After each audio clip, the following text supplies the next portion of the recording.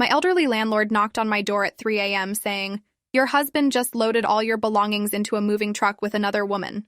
I stood in the doorway staring at Mrs. Kapoor, my 78-year-old landlord who lived in the unit below mine, and who in 3 years had never once knocked after 9 p.m. She was wearing a pink bathrobe and slippers, her gray hair in rollers, her face etched with concern, and something that looked like pity. Behind her in the parking lot, I could see the taillights of a U-Haul truck pulling onto the street, disappearing around the corner. My brain struggled to process what she'd just said. My husband David was supposed to be at a medical conference in Portland. He'd left yesterday morning with his overnight bag and kissed me goodbye, saying he'd be back Saturday afternoon. It was Thursday night, technically Friday morning now, and Mrs. Kapoor was telling me he'd just stolen everything I owned. I grabbed my phone from the charging station and called David's cell. It rang twice before going to voicemail. I called again, and the same thing happened. 2 rings, then voicemail, which meant he was actively declining my calls. Mrs. Kapoor touched my arm gently and said she'd been up with insomnia, sitting by her window with tea when she saw David's car pull into the lot around 1:30 a.m. She thought it was strange because she knew he was supposed to be out of town. Then she watched him unlock our apartment with his key and start carrying furniture out. A blonde woman she'd never seen before was helping him load boxes into the truck. I pushed past Mrs. Kapoor and ran barefoot down the exterior stairs to the parking lot. David's designated spot was empty. I looked up at our second-floor apartment and saw the windows were dark. I'd been asleep in our bed, exhausted from a double shift at the hospital where I worked as an ICU nurse, and hadn't heard anything. I ran back upstairs and threw open the door to our apartment. The living room was empty. The couch was gone, the TV was gone, the coffee table and bookshelf were gone. I ran to the bedroom and found my side of the closet still full of my clothes, but David's side was completely empty. The dresser drawers were pulled out, his half cleaned out entirely. The bed was still there because it was my bed from before we got married, but his nightstand was gone. In the bathroom, all his toiletries had been removed. The medicine cabinet was half empty. I went to the kitchen and opened cabinets to find half the dishes missing, half the pots and pans gone. He'd taken his things and anything we'd bought together, leaving me with only what I'd brought into the marriage. My hands were shaking as I called his phone again. Voicemail. I sent a text demanding to know what was happening and where he was. The message showed as delivered but not read. Mrs. Kapoor had followed me upstairs and now stood in the doorway looking at the empty apartment. She said the woman helping David had been young, maybe late 20s, with long blonde hair and expensive-looking clothes. They'd worked quickly and efficiently, like they'd planned this carefully. They'd filled the truck in under an hour. Mrs. Kapoor had almost called the police, but then she recognized David and figured there must be some explanation. That's when she decided to wake me up. I thanked her and told her I'd handle it from here, though I had no idea how to handle any of this. She left reluctantly, telling me to knock on her door if I needed anything. I stood in the stripped apartment trying to understand what had just happened. David and I had been married for 2 years. We'd met at a hospital fundraiser where he was representing his pharmaceutical sales company. He was charming and attentive, 11 years older than me at 43 to my 32, and he'd swept me into a whirlwind romance that led to marriage within 8 months. Looking back now, that speed should have been a red flag, but I'd been lonely after a bad breakup and David had made me feel special. We'd had arguments like any couple, mostly about money and his tendency to make big decisions without consulting me, but nothing that suggested he was planning to abandon me in the middle of the night. I called David's office number even though it was 3:30 in the morning and obviously no one would answer. I left a voicemail explaining that he'd apparently moved out while I was sleeping and asking him to call me immediately. Then I called his best friend Trevor, who answered groggily after 6 rings. I apologized for waking him and asked if he knew where David was. Trevor sounded genuinely confused and said he'd talked to David yesterday morning before the Portland conference and everything seemed normal. I told Trevor what had happened and heard him sit up in bed, suddenly alert. He said this made no sense, that David had never mentioned problems in our marriage or any plans to leave. Trevor promised to try calling David and get back to me. I hung up and looked around the apartment again, noticing new details. The framed wedding photos were gone from the walls. The joint bank account documents were missing from the filing cabinet. David's laptop and tablet were gone. This wasn't a spontaneous decision made in anger. This was premeditated, planned, and executed with precision.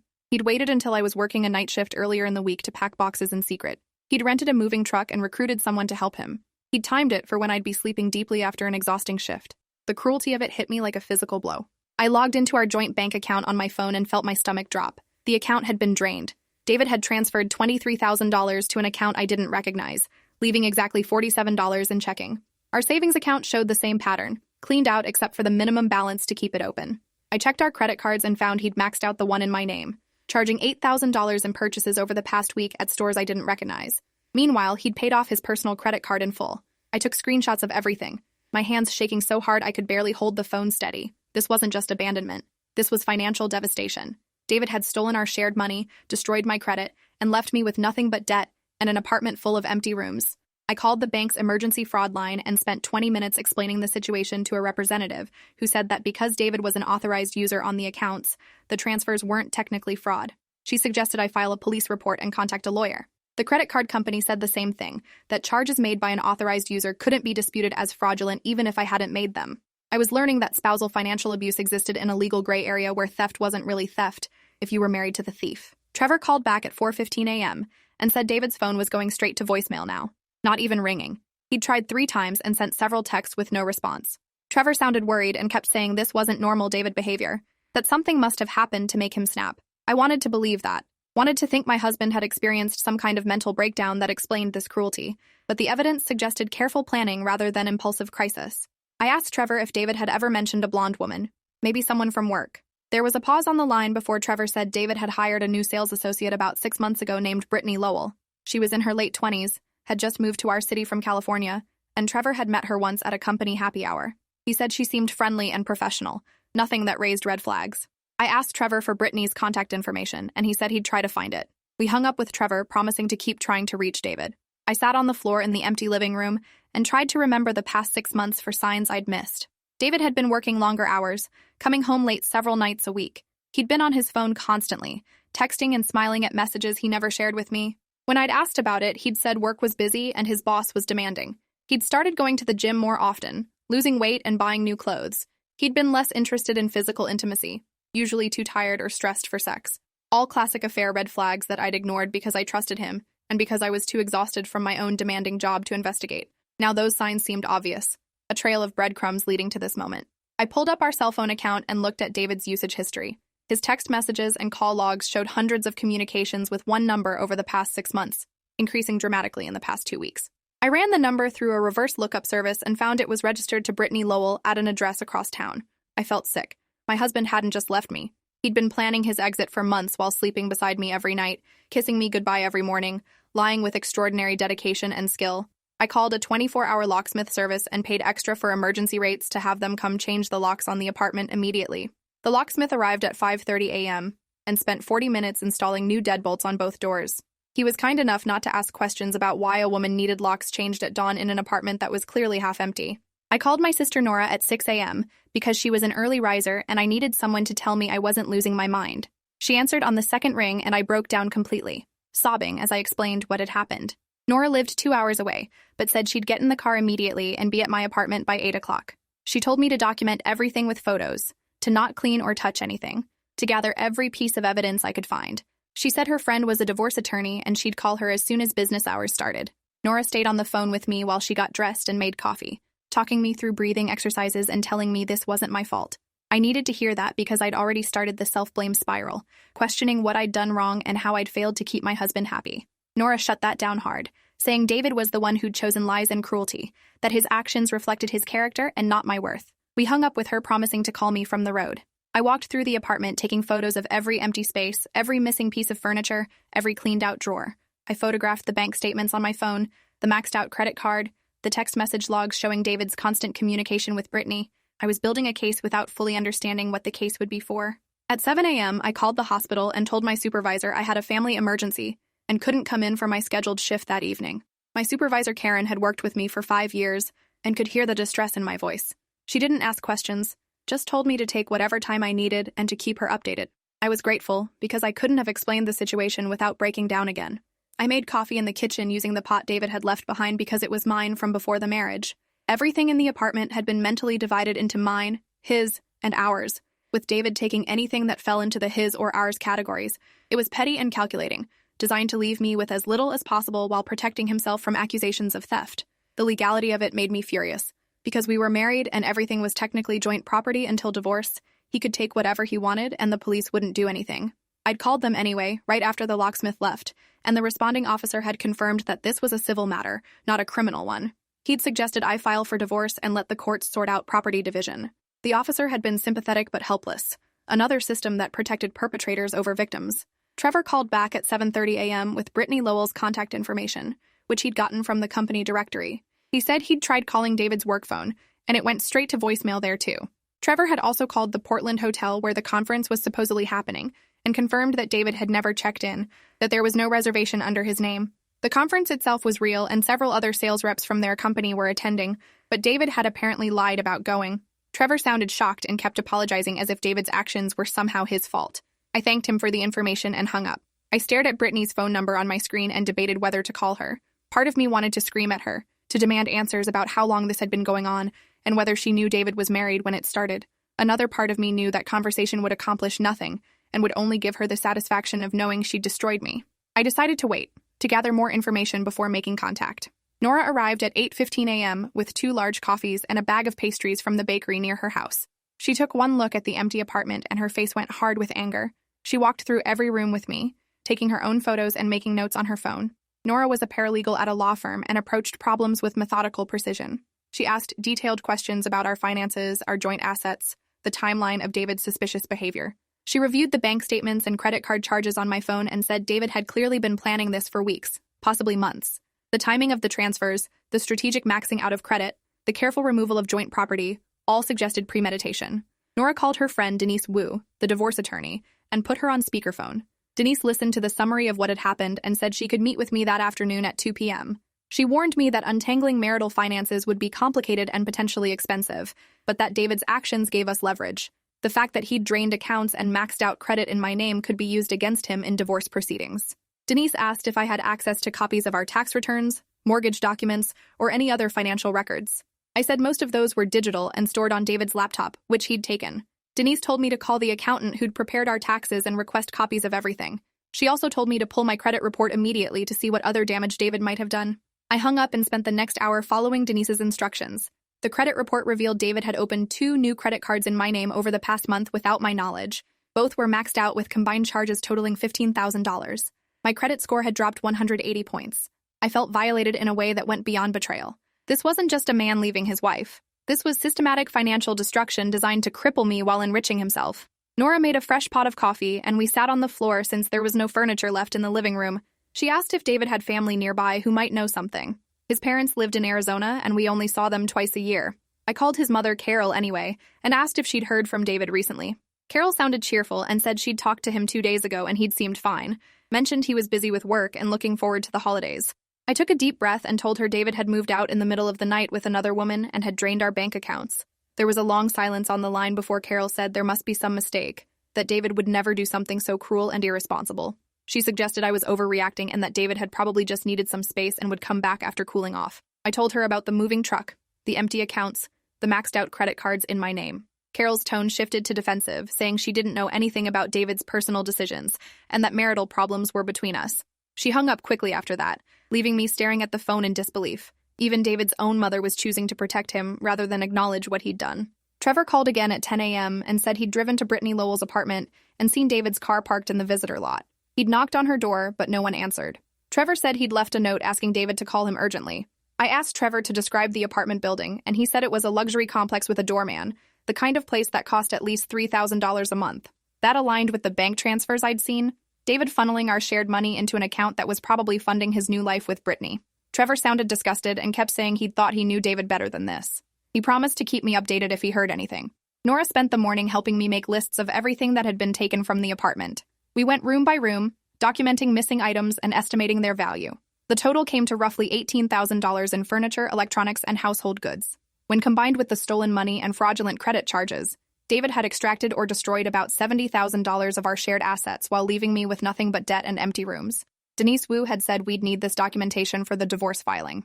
At 1 p.m., I finally decided to call Brittany Lowell. Her phone rang 4 times before she answered with a cautious hello. I identified myself as David's wife, and there was a sharp intake of breath on the other end. I kept my voice calm and asked how long she'd been sleeping with my husband.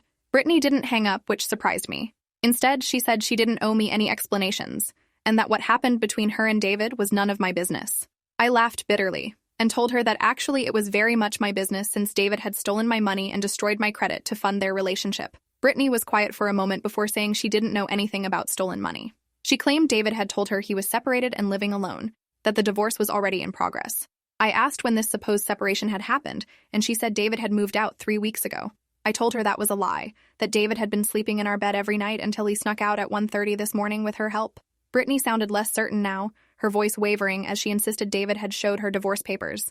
I said those papers didn't exist, and that if she didn't believe me, She could check our joint social media accounts where David had posted a photo of us having dinner together just 4 days ago. There was a long pause before Brittany said quietly that she needed to go, and the line went dead. I sat there feeling hollow. Part of me had wanted Brittany to be the villain, the seductress who'd stolen my husband, but the conversation suggested she might be another victim of David's lies. That didn't excuse her participation in helping him move out, but it complicated the narrative I'd been building. Nora and I drove to Denise Wu's law office for the 2 p.m. meeting.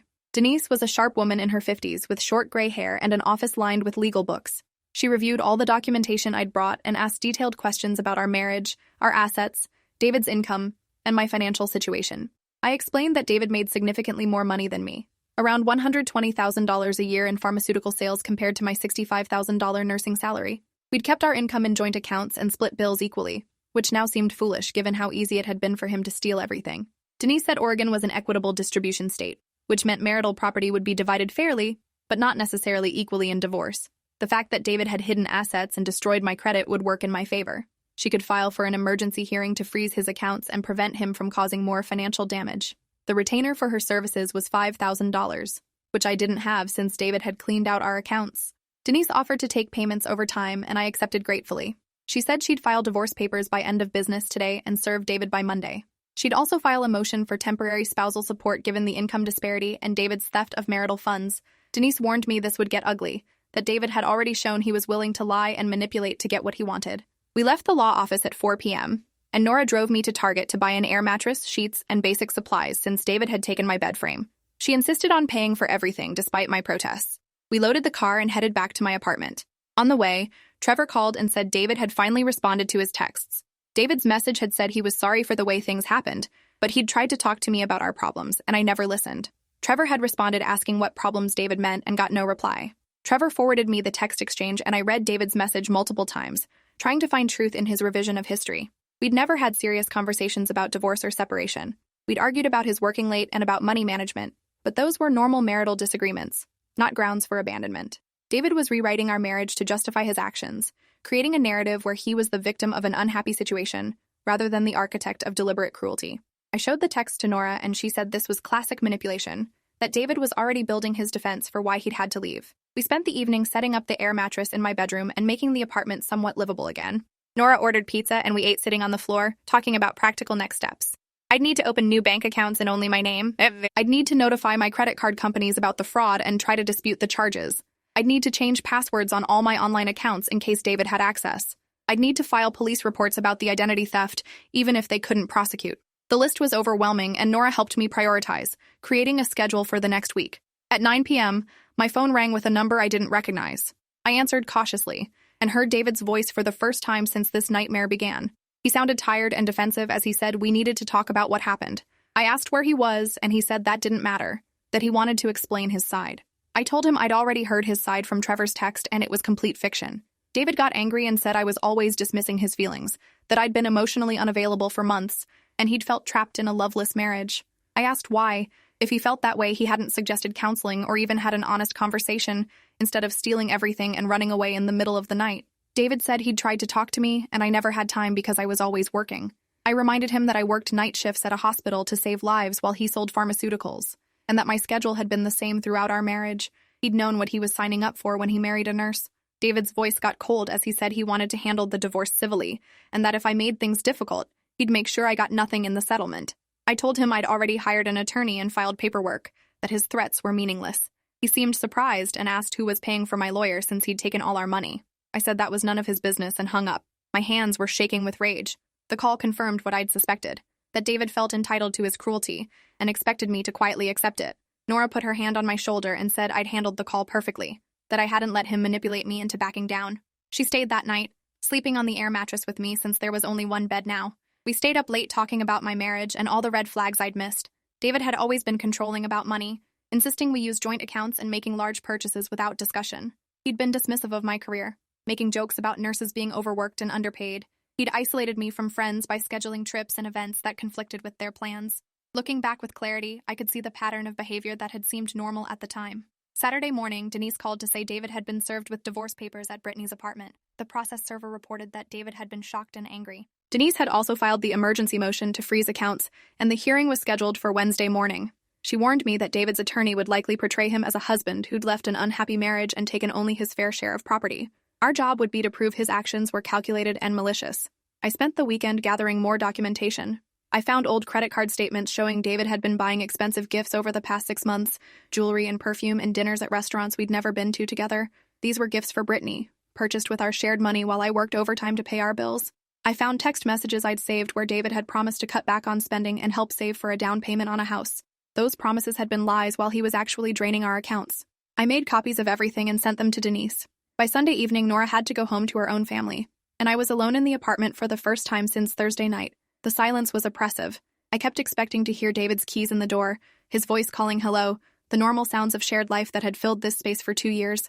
Instead, there was nothing but empty rooms and the hum of the refrigerator. I couldn't sleep that night, lying on the air mattress and replaying the past 3 days on an endless loop. Monday morning, I went back to work for a day shift I'd picked up to replace the one I'd missed. My coworkers knew something was wrong from the moment I arrived. Karen pulled me aside and asked if I was okay to work, and I lied and said yes because I needed the distraction. The shift was brutal. Every time I had a quiet moment, my mind wandered back to David and Brittany and the life they were building with my stolen money. One of my patients was a man who'd had a heart attack, and his wife sat by his bed holding his hand, and I had to leave the room because seeing their devotion made me want to scream. During lunch, Karen found me crying in the break room, and I finally told her what had happened. She was horrified and angry on my behalf. She said the hospital had resources for employees in crisis, including an employee assistance program that offered free counseling. She made me promise to call them. Trevor texted during my shift saying he'd confronted David about the financial theft, and David had denied it, claiming he'd only taken his half of everything. Trevor had asked about the maxed-out credit cards in my name, and David had said those were joint cards I'd used too, which was technically true, but deliberately misleading since he'd made all the recent charges. Trevor said David was spinning the narrative to make himself look reasonable, and that several mutual friends were believing his version. This was my first taste of how divorce split communities. People who'd been our friends were now being forced to choose sides, and many were choosing David because his story was cleaner and easier to believe. The idea that a charming, successful man would systematically destroy his wife's life was harder to accept than the story of an unhappy marriage ending badly for both people. By Tuesday, I'd filed police reports about the identity theft and credit fraud. The detective who took my statement was kind but honest, telling me that spousal financial abuse cases rarely resulted in prosecution. The fact that we were married when the charges occurred made it nearly impossible to prove criminal intent. He suggested I focus on the civil divorce case where a judge could at least order David to pay back what he'd stolen. The detective's pragmatism was depressing but helpful. It recalibrated my expectations from justice to damage control. Wednesday morning, Denise and I appeared in court for the emergency hearing. David showed up with an attorney named Philip Granger who looked expensive in a tailored suit. David wouldn't make eye contact with me. Brittany wasn't there, and I wondered if she was avoiding the reality of what she'd helped facilitate. The judge reviewed our motions and evidence. Denise presented the bank statements showing David had drained accounts without notice, the credit cards he'd maxed out in my name, the documentation of property he'd removed. Philip argued that David had only taken his personal belongings and a fair share of joint property. And he claimed the credit card charges were for shared household expenses accumulated over months. The judge wasn't buying it. She reviewed the timeline and dates and noted that David had made substantial charges in the week before leaving, including purchases at furniture stores and electronics retailers. She ruled that David's accounts would be frozen except for basic living expenses, until a full asset division could be determined at trial. She also ordered David to make temporary monthly payments of $2,000 to me for spousal support. Philip objected, but the judge cut him off, saying David's income was a matter of record and he could afford the payments. David's face went red with anger. After the hearing ended, David tried to approach me in the hallway, but Denise stepped between us and told him all communication needed to go through attorneys. David looked at me and said I was destroying his life over a simple breakup. I stared back and said he'd destroyed my life over an affair, that there was nothing simple about what he'd done. Philip pulled David away before he could respond. Denise was pleased with the outcome. She said the temporary support would help me stay afloat financially while we built the divorce case. She warned that David would likely try to hide assets or transfer money before trial. We needed to work quickly to document everything he owned. I went home exhausted and found a letter taped to my apartment door. It was from Mrs. Kapoor saying she'd noticed David's car in the parking lot this afternoon and thought I should know. The timing meant he'd been here while I was at court. I called the property management office and asked if anyone had entered my apartment. The manager said David had come by with identification showing this was his address and claimed he needed to pick up mail. They'd let him into the building. My stomach dropped. I rushed inside and looked around frantically. Everything appeared the same at first, but then I noticed small things missing. My laptop was gone from the bedroom, the one I'd used to store personal documents and photos. A jewelry box from my dresser was missing, not expensive pieces, but items with sentimental value, including my grandmother's wedding ring. David had come back during the court hearing specifically to take things he knew would hurt me. I called Denise immediately, and she told me to file another police report and document what had been taken. She'd file a motion for contempt since David had violated the spirit of the court order by taking more property. This back and forth was exhausting. Every time I thought I'd reached the bottom of David's cruelty, he found new depths. Trevor called that evening sounding upset. He said he'd been at a bar with work friends and overheard David and Brittany laughing about the court hearing. David had been telling people I was trying to take everything he'd worked for and that I was a vindictive ex who couldn't accept the marriage was over. Brittany had been giggling and calling me pathetic. Trevor said he'd confronted David and they'd gotten into a shouting match that ended with David telling Trevor to mind his own business. Their friendship was over. Trevor apologized for not seeing David's true nature sooner. I told him it wasn't his fault and that David had fooled both of us. Over the next month, the divorce proceedings got increasingly hostile. David's attorney filed motions claiming I'd been verbally abusive during the marriage and that I'd refused to contribute equally to household finances. Both claims were complete fabrications, but they required responses and documentation to refute. Denise filed counter-motions showing David's pattern of financial control and abuse. We submitted evidence of his affair, including phone records and witness statements from Trevor and Mrs. Kapoor. The court ordered mediation, but it was pointless. David refused to compromise on anything, demanding he keep the majority of our assets because he'd earned more money. The mediator looked uncomfortable as David's attorney argued that my nursing salary was insufficient to justify equal asset division. Denise countered that Oregon law didn't base property division on income, but on fairness, and that my contributions to the marriage included supporting David's career by managing our home. The mediation ended with no agreement. We'd have to go to trial. During this time, I learned more about Brittany through mutual acquaintances. She'd transferred to our city to escape a messy situation in California, where she'd been involved with her married boss. That relationship had ended badly when the boss's wife discovered the affair and made sure Brittany was blacklisted in their industry. Brittany had come to David's company looking for a fresh start and had apparently decided married men were her specialty. The pattern suggested she was as much a predator as David, not the naive victim I'd briefly imagined. They deserved each other. My credit was ruined despite my best efforts to dispute charges. The credit card companies said David's name on the accounts meant the charges were valid. Collections agencies started calling about missed payments. I had to work extra shifts to stay current on rent and basic expenses. The $2,000 monthly support from David helped, but it was barely enough to cover necessities. Denise filed motions to increase the amount, but David's attorney argued he couldn't afford more because he was paying rent at Brittany's expensive apartment. The irony of David claiming poverty while living in luxury made me want to scream.